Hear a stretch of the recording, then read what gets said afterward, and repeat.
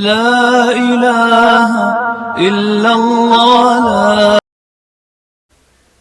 السلام علیکم ورحمۃ اللہ وبرکاتہ. Welcome every one. تو جیسے کہ پارٹ 1 میں ہم نے طائف کے سفر کا قصہ شروع کیا تھا، آج ہم پارٹ 2 میں اسے کور کریں گے.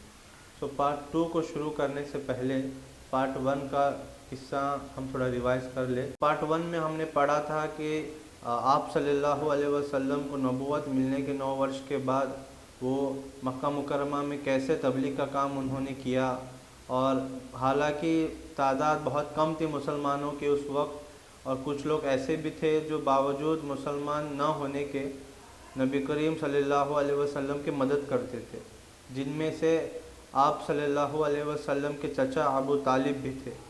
لیکن 10ویں ورش میں ان کا بھی انتقال ہو جانے کے بعد کافر مکہ کو یہ آزادی مل گئی کہ آپ صلی اللہ علیہ وسلم کو طرح طرح کی تکلیفیں پہنچا سکے. جیسے مکہ مکرمہ کے لوگ آپ صلی اللہ علیہ وسلم کو تکلیف پہنچانے لگے، تو آپ صلی اللہ علیہ وسلم نے سوچا کہ کیوں نہ قبیلہ ثقیف جو ایک بڑی جماعت میں ہے انہیں دین کی دعوت دے دیا جائے.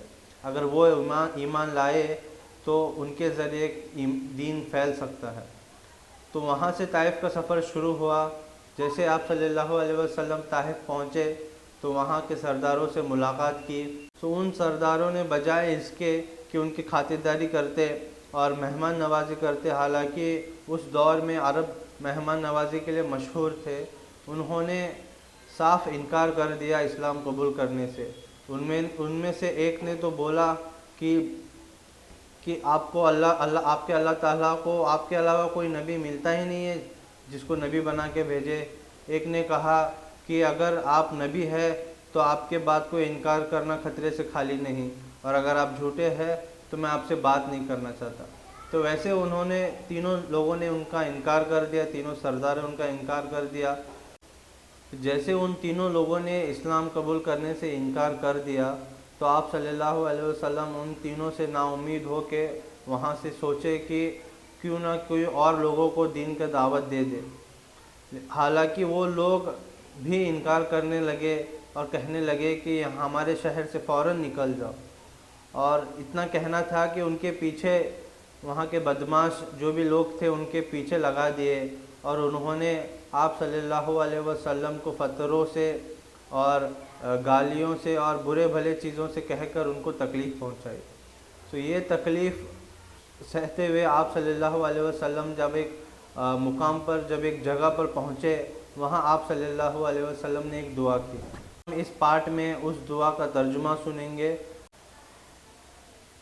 وہ دعا کا ترجمہ یہ ہے کہ آپ صلی اللہ علیہ وسلم نے یہ دعا کی کہ اے اللہ، تجھے سے شکایت کرتا ہوں میں اپنی کمزوری اور بے کسی کی اور لوگوں میں ذلت و رسوائی کی. اے الرحمن الراحمین، تو ہی ضعفاء یعنی کمزوروں کا رب ہے، تو ہی میرا پروردگار ہے. تو مجھے کس کے حوالے کرتا ہے؟ کسی اجنبی بیگانے کے جو مجھے دیکھ کر تشرور ہوتا ہے اور منہ چڑھاتا ہے، یا کسی دشمن کے جس کو تو نے مجھ پر قابو دے دیا؟ اے اللہ، مگر تو مجھ سے ناراض نہیں ہے تو مجھے کسی بھی چیز کی پرواہ نہیں ہے. تیری حفاظت کافی ہے. میں تیرے چہرے کے اس نور کے طفیل جس سے تمام اندھیریاں روشن ہو گئی اور جس سے دنیا اور آخرت کے سارے کام درست ہو جاتے ہیں، اس بات سے پناہ مانگتا ہوں کہ مجھ پر تیرا غصہ ہو یا تو مجھ سے ناراض ہو. تیری ناراضگی کا اس وقت تک دور کرنا ضروری ہے جب تک تو راضی نہ ہو. نہ تیرے سوا کوئی طاقت ہے نہ قوت. مالک الملک کی شان قہاری کو اس پر جوش آنا ہی تھا کہ حضرت جبرائیل علیہ السلام نے آ کر سلام کیا اور عرض کیا کہ اللہ تعالیٰ نے آپ کی قوم کی وہ گفتگو جو آپ سے ہوئی سنی اور ان کے جوابات سنے، اور ایک فرشتے کو جس کے متعلق پہاڑوں کی خدمت ہے آپ کے پاس بھیجا ہے کہ آپ جو چاہے اس کو حکم دے. اس کے بعد اس فرشتے نے سلام کیا اور عرض کیا کہ جو ارشاد ہو میں اس کی تعمیل کروں. اگر ارشاد ہو تو دونوں جانب کے پہاڑوں کو ملا دوں جس سے یہ سب درمیان میں کچل جائے، یا اور جو سزا آپ تصویح فرمائیے۔ حضور صلی اللہ علیہ وسلم کی رحم اور کریم ذات نے جواب دیا کہ میں اللہ سے ان کی امید رکھتا ہوں کہ اگر یہ مسلمان نہیں ہوئے تو ان کی اولاد میں سے ایسے لوگ پیدا ہو جو اللہ کی بندگی کرے اور اس کی عبادت کرے۔ سبحان اللہ۔ فائدہ یہ ہے اخلاق اس کریم ذات کے جس کے ہم لوگ نام لیوا۔